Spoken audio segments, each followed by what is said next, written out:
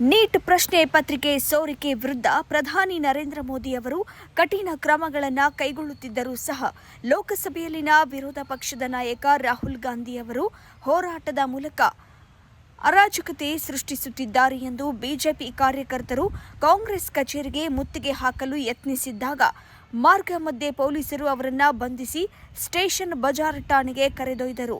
ಕಾಂಗ್ರೆಸ್ ಕಚೇರಿಗೆ ಮುತ್ತಿಗೆ ಹಾಕುವ ಮುನ್ನ ಸರ್ದಾರ್ ವಲ್ಲಭಾಯಿ ಪಟೇಲ್ ವೃತ್ತದಲ್ಲಿ ಕಾರ್ಯಕರ್ತರು ಮಾನವ ಸರಪಳಿ ರಚಿಸಿದರು. ಪ್ರಶ್ನೆ ಪತ್ರಿಕೆ ಸೋರಿಕೆ ಪ್ರಕರಣಗಳಲ್ಲಿ ಅಪರಾಧಿಗಳಿಗೆ ಕಠಿಣ ಹಾಗೂ ತ್ವರಿತ ಶಿಕ್ಷೆಯಾಗುವುದನ್ನು ಖಚಿತಪಡಿಸಿಕೊಳ್ಳಲು ಪ್ರಕರಣಗಳ ಶೀಘ್ರ ವಿಲೇವಾರಿಗಾಗಿ ಶೀಘ್ರಗತಿ ನ್ಯಾಯಾಲಯಗಳನ್ನು ಸ್ಥಾಪಿಸಲು ನಿರ್ಧರಿಸಿದ್ದಾರೆ. ಸಂಬಂಧಪಟ್ಟ ಇಲಾಖೆಗಳಿಗೆ ಅಗತ್ಯ ಕ್ರಮ ಕೈಗೊಳ್ಳುವಂತೆ ಈ ಕುರಿತು ನಿರ್ದೇಶನ ನೀಡಲಾಗಿದೆ. ವಿದ್ಯಾರ್ಥಿಗಳ ಹಿತರಕ್ಷಣೆಗೆ ಸರ್ಕಾರ ಕೈಗೆತ್ತಿಕೊಳ್ಳುತ್ತಿರುವ ನಿರ್ಧಾರಗಳ ಸರಣಿಯಲ್ಲಿ ಇದು ಅತ್ಯಂತ ಪ್ರಮುಖ ಹೆಜ್ಜೆಯಾಗಿದೆ. ಜನರಿಗೆ ಪದೇ ಪದೇ ತಿರಸ್ಕರಿಸಲ್ಪಟ್ಟಿರುವ ಕಾಂಗ್ರೆಸ್ ಮತ್ತು ಅವರ ಸಂಗಡಿಗರು ಸುಳ್ಳುಗಳನ್ನು ಹರಡುವ ಮೂಲಕ ರಾಜಕೀಯ ಲಾಭ ಗಿಟ್ಟಿಸಿಕೊಳ್ಳಲು ಬಯಸುತ್ತಿದ್ದಾರೆ. ವಿದ್ಯಾರ್ಥಿಗಳ ಹೆಸರಿಗೆ ಮಸಿ ಬಳಿಯಲು ನಾವು ಬಿಡುವುದಿಲ್ಲ ಎಂದು ಎಚ್ಚರಿಸಿದರು.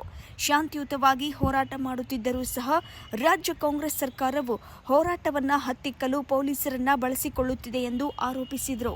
ಜನತಾ ಪಕ್ಷದ ವತಿಯಿಂದ ಶಾಂತಿಯುತವಾದಂತಹ ಒಂದು ಹೋರಾಟಕ್ಕೆ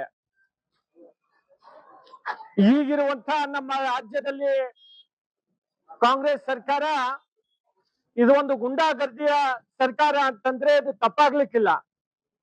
ಇವತ್ತು ನಮ್ಮ ಶಾಂತಿಯುತವಾದಂತಹ ಪ್ರತಿಭಟನೆಗೆ ಕಾಂಗ್ರೆಸ್ ಸರ್ಕಾರ ಇವತ್ತು ಪೊಲೀಸ್ ಇಲಾಖೆಯನ್ನ ಮುಂದೆ ಮಾಡಿ ಇವತ್ತು ಗುಂಡಾಗರ್ದಿಯನ್ನ ಮಾಡ್ಲಿಕ್ಕೆ ಇವತ್ತು ಪ್ರಯತ್ನವನ್ನ ಮಾಡಿರುವಂತದ್ದು.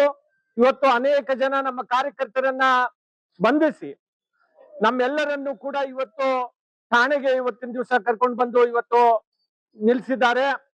ಕೇಂದ್ರದಲ್ಲಿ ಮಾನ್ಯ ನರೇಂದ್ರ ಮೋದಿಜಿ ಅವರ ಸರ್ಕಾರ ದೇಶದ ವಿದ್ಯಾರ್ಥಿಗಳ ಪರವಾಗಿರುವಂತಹ ಸರ್ಕಾರ, ರೈತರ ಪರವಾಗಿರುವಂತಹ ಸರ್ಕಾರ, ಮಹಿಳೆಯರ ಪರವಾಗಿರುವಂತಹ ಸರ್ಕಾರ ಇವತ್ತು ಅನೇಕ ಅಭಿವೃದ್ಧಿ ಕೆಲಸಗಳನ್ನ ಇವತ್ತು ಮಾನ್ಯ ಮೋದಿಜಿಯವರು ಮಾಡ್ತಾ ಇರುವಂತಹ ಸಂದರ್ಭದಲ್ಲಿ ಡೆಲ್ಲಿನಲ್ಲಿ ಇವತ್ತೇನು ಕಾಂಗ್ರೆಸ್ ಪ್ರತಿಭಟನೆಯನ್ನ ಇಟ್ಕೊಂಡು ಸುಮ್ಮನೆ ಇವತ್ತು ಅಲ್ಲಿ ಏನೋ ಪ್ರತಿಭಟನೆ ಮಾಡಿ ಇವತ್ತು ಅಲ್ಲಿ ಒಂದು ದೇಶದಲ್ಲಿ ಒಂದು ವಾತಾವರಣವನ್ನ ಸಮಸ್ಯೆವನ್ನ ಮಾಡ್ಬೇಕು ಅಂತ ಏನೋ ಕಾಂಗ್ರೆಸ್ ಹೊರಟಿದೆ, ಅರಾಜಕತೆಯನ್ನ ನಿರ್ಮಾಣ ಮಾಡ್ಬೇಕು ಅಂತ ಹೇಳಿ ಏನೋ ಕಾಂಗ್ರೆಸ್ ಮಾಡ್ತಾ ಇದೆ. ಅದನ್ನ ಖಂಡಿಸಿ ಇವತ್ತು ನಾವು ಇಲ್ಲಿ ಪೊಲೀಸ್ ಕಚೇರಿ ಎದುರು ಕೂಡ ಇವತ್ತು ನಾವು ಪ್ರತಿಭಟನೆಯನ್ನ ಮಾಡ್ತಾ ಇದ್ದೇವೆ. ಇವತ್ತು ಮುಂದಿನ ದಿನಗಳಲ್ಲಿ ಕಾಂಗ್ರೆಸ್ ಇಲ್ಲಿ ನಮ್ಮ ರಾಜ್ಯದಲ್ಲಿ ಏನಾದ್ರೂ ಸರಿ ಹೋಗ್ಲಿಲ್ಲ ಅಂತಂದ್ರೆ ಇನ್ನೂ ನಾವು ಉಗ್ರವಾಗಿ ಇವತ್ತು ಮುಂದಿನ ದಿನಗಳಲ್ಲಿ ನಾವು ಪ್ರತಿಭಟನೆಯನ್ನ ಮಾಡ್ಬೇಕಾಗುತ್ತೆ. ಮತ್ತೊಮ್ಮೆ ನಾನು ಪೊಲೀಸ್ ಇಲಾಖೆಗೆ ಹೇಳಕ್ಕೆ ಬಯಸ್ತಾ ಇದ್ದೇನೆ, ನಮ್ಮ ಕಾರ್ಯಕರ್ತರನ್ನ ಯಾರಾದ್ರನ್ನ ಕೂಡ ಇವತ್ತು ಸಾರ್ವಜನಿಕರನ್ನ ತಾವು ತೊಂದರೆಯನ್ನ ಪೊಲೀಸರಿಗೆ ಮುಂದೆ ಇಟ್ಟು ಇವತ್ತು ಏನಾದ್ರೂ ತೊಂದರೆ ಕೊಟ್ಟಿದ್ದೆ ಆದ್ರೆ ನಾವು ಮುಂದಿನ ದಿನಗಳಲ್ಲಿ ಕಲಬುರಗಿಯನ್ನ ಬಂಧನ ಮಾಡ್ಬೇಕಾಗುತ್ತೆ ಅಂತನೋ ಮಾತನ್ನು ಕೂಡ ನಾನು ಈ ಸಂದರ್ಭದಲ್ಲಿ ಹೇಳಿಕೆ ಬಯಸ್ತಾ ಇದ್ದೇನೆ. ಭಾರತೀಯ ಜನತಾ ಪಾರ್ಟಿ ಕಲಬುರಗಿ ಜಿಲ್ಲೆಯಲ್ಲಿ ಇಂದು ನಾವೊಂದು ಹೋರಾಟವನ್ನ ಮಾಡ್ಲಿಕ್ಕೆ ಮೊದಲಿಷನ್ ತಗೊಂಡಿದ್ದೆವು. ಆದ್ರೆ ನಮ್ಮ ಹೋರಾಟ ಯಶಸ್ವಿ ಆಗಬಾರ್ದು ಅಂತಕ್ಕಂತ ಉದ್ದೇಶ ಇಟ್ಕೊಂಡು ಇಲ್ಲಿರ್ತಕ್ಕಂತ ಗೃಹ ಸಚಿವರ ಆದೇಶ ಪಾಲಿಸ್ತೀನಿ ಅಂತಕ್ಕಂತ ಅವ್ರಿಗೆ ಹೊಲಿಸ್ಕೊಳ್ಳಂತ ಪ್ರಯತ್ನ ಪಟ್ಟಿರ್ತಕ್ಕಂತ ಇವರೆಲ್ಲರೂ ನಮ್ಮ ಉದ್ದೇಶ ಏನಿತ್ತು ದೆಹಲಿಯಲ್ಲಿ ಹೈಜಾಕ್ ಮಾಡಿರ್ತಕ್ಕಂಥದ್ದು. ಅಲ್ಲಿ ಯಾರು ವಿದ್ಯಾರ್ಥಿಗಳ ಪ್ರತಿಭಟನೆ ಮಾಡ್ತಾ ಇಲ್ಲ, ಗುಂಡಾಗಳನ್ನ ಕಾಂಗ್ರೆಸ್ನ ಏಜೆಂಟ್ಗಳನ್ನ ಕಾಂಗ್ರೆಸ್ ಗುಂಡಾಗಳನ್ನ ತಂದು ಅಲ್ಲಿ ಹೋರಾಟವನ್ನ ಮಾಡ್ತಾ ಇದ್ದಾರೆ. ಮಾತುಕತೆ ಕರೆದ್ರೆ ಮಾತುಕತೆ ಬರ್ಲಿಕ್ಕೆ ತಯಾರಿಲ್ಲ, ಯಾವುದೇ ಒಪ್ಪಂದಕ್ಕೂ ತಯಾರಿಲ್ಲ. ಬರೇ ಒಂದೇ, ಅದು ಆಲ್ರೆಡಿ ಮುಗಿದು ಮತ್ತೆ ಒಂದು ತಿಂಗಳಾಗಿ ಮತ್ತೊಮ್ಮೆ ಎಕ್ಸಾಮ್ ಆಗಿ ರಿಸಲ್ಟ್ ಬಂದು ಎಲ್ಲಾ ವಿದ್ಯಾರ್ಥಿಗಳು ಖುಷಿದಾಗ ಅದಾರ.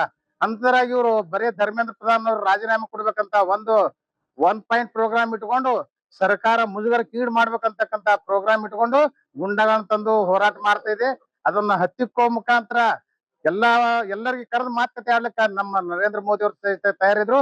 4 ವಿಶೇಷ ಕೋರ್ಟ್ಗಳಲ್ಲಿ ತುರ್ತು ವಿಚಾರಣೆಗೋಸ್ಕರ ಇದ್ರ ಸಲುವಾಗಿನೇ ಒಂದು ನಿನ್ನೆ ಆದೇಶಕ್ಕೆ ಸಹಿತ ಹೊರಡಿಸಿದ್ದಾರೆ. ಆದ್ರೆ ಪ್ರತಿಭಟನೆ ಹೊಳೆ ತಕ್ಕೊಳಕ್ ಅವ್ರು ರೆಡಿ ಇದ್ರು ಸಹಿತಕ ಈ ಕಾಂಗ್ರೆಸ್ದವರು ಇಂಡಿ ಕೂಡ್ದವ್ರು ಅವ್ರನ್ನ ಪ್ರಚೋದನೆ ಮಾಡಿ ವಿದ್ಯಾರ್ಥಿಗಳಿಗೆ ಸುಳ್ಳುಗಳನ್ನ ಹೇಳಿ ಪ್ರಚೋದನೆ ಮುಖಾಂತರ ಹೋರಾಟವನ್ನ ಜೀವಂತವಾಗಿಡೋ ಪ್ರಯತ್ನ ಮಾಡ್ತಾ ಇದ್ದಾರೆ. ಇದನ್ನ ಖಂಡಿಸಿ ನಾವು ನಮ್ಮ ಬಿಜೆಪಿ ಕರ್ನಾಟಕದಲ್ಲಿ ನಿನ್ನೆ ಕಾಂಗ್ರೆಸ್ ಕಚೇರಿ ಮುತ್ತಿಗೆ ಹಾಕೊಳ್ಳಕ್ಕೆ ನಮ್ಮ ಎಲ್ಲ ನಾಯಕರು, ಆಮೇಲೆ ನಮ್ಮ ಬೆಂಗಳೂರಿನ ಶಾಸಕರು ಸಿ ಕೆ ರಾಮಮೂರ್ತಿ ಅವರು ನಮ್ಮ ಬಿ.ಪಿ. ಹರೀಶ್ ಅವ್ರ ಮೇಲೆ ಮೊಟ್ಟೆ ಒಗೆದಿದ್ದಾರೆ. ಅದೇ ರೀತಿ ನಮ್ಮ ಕಾಂಗ್ರೆಸ್ ಗುಂಡಾಗಳು ಏನದಾರ ಅಲ್ಲಿ ನಮ್ಮ ಬಿಜೆಪಿ ನಾಯಕರುಗಳಿಗೆ ಬಡಿ ಮಾಡಿ ನಿನ್ನೆ ಮಾಡಿದ್ದಾರೆ. ಅವೆಲ್ಲವನ್ನ ವಿರೋಧಿಸಿ ನಾವ್ ಇವತ್ತು ಕೂಡ ಅಲ್ಲಿ ಕಾಂಗ್ರೆಸ್ ಕಚೇರಿವರೆಗೆ ಮುತ್ತಿಗೆ ಹಾಕ್ಬೇಕಂತೇಳಿ ಹೊಂಟಿದ್ದೆವು. ಮಧ್ಯದಲ್ಲಿ ಪೊಲೀಸರು ನಮ್ಮನ್ನು ತಡೆದು ಈ ಪೊಲೀಸ್ ಸ್ಟೇಷನ್ ದಲ್ಲಿ ತಂದು ಕೂಡಿಸ್ಯಾರ. ಅದನ್ನು ಕೂಡ ನಾವು ಖಂಡಿಸ್ತೀವಿ. ಈ ಸಂದರ್ಭದಲ್ಲಿ ಭಾರತೀಯ ಜನತಾ ಪಕ್ಷ ಯಾವಾಗ್ಲೂ ವಿದ್ಯಾರ್ಥಿಗಳ ಪರವಾಗಿ, ಈಗ ನಮ್ಮ ಕಾರ್ಯಕರ್ತರಿಗೆ ಏನಾದ್ರೂ ತೊಂದರೆ ಆದ್ರೆ ನಮ್ಮ ಕಾರ್ಯಕರ್ತರ ಪರವಾಗಿ ನಾವು ಯಾವಾಗಲೂ ಇರ್ತೀವಂತ. ಬಿಜೆಪಿ ನಗರ ಅಧ್ಯಕ್ಷ ಅಶೋಕ್ ಬಗಲಿಯವರ ನೇತೃತ್ವದಲ್ಲಿ ನಡೆದ ಪ್ರತಿಭಟನೆಯಲ್ಲಿ ಚಿಂಚೋಳಿ ಶಾಸಕ ಡಾಕ್ಟರ್ ಅವಿನಾಶ್ ಜಾಧವ್, ರಾಜ್ಯ ವಿಧಾನ ಪರಿಷತ್ ಮಾಜಿ ಸದಸ್ಯ ಅಮರನಾಥ್ ಪಾಟೀಲ್, ಮಾಜಿ ಶಾಸಕ ದತ್ತಾತ್ರೇಯ ಪಾಟೀಲ್ ರೇವೂರು, ಖಾಡಾ ಮಾಜಿ ಅಧ್ಯಕ್ಷ ಶರಣಪ್ಪ ತಳವಾರ್, ಜಿಲ್ಲಾ ಪಂಚಾಯಿತಿ ಮಾಜಿ ಅಧ್ಯಕ್ಷ ನಿತಿನ್ ಗುತ್ತೇದಾರ್, ಸಂತೋಷ್ ಹಾದಿಮನಿ, ಒಬಿಸಿ ನಗರ ಅಧ್ಯಕ್ಷ ದೇವೇಂದ್ರಪ್ಪ ದೇಸಾಯಿ ಕಲ್ಲೂರು ಮುಂತಾದವರು ಪಾಲ್ಗೊಂಡಿದ್ದರು. ಜನಸಾಮಾನ್ಯರ ಧ್ವನಿಯಾಗಿ ದಮನಿತರ ಬಲವಾಗಿ SSW ನ್ಯೂಸ್ ಕನ್ನಡ ಚಾನೆಲ್.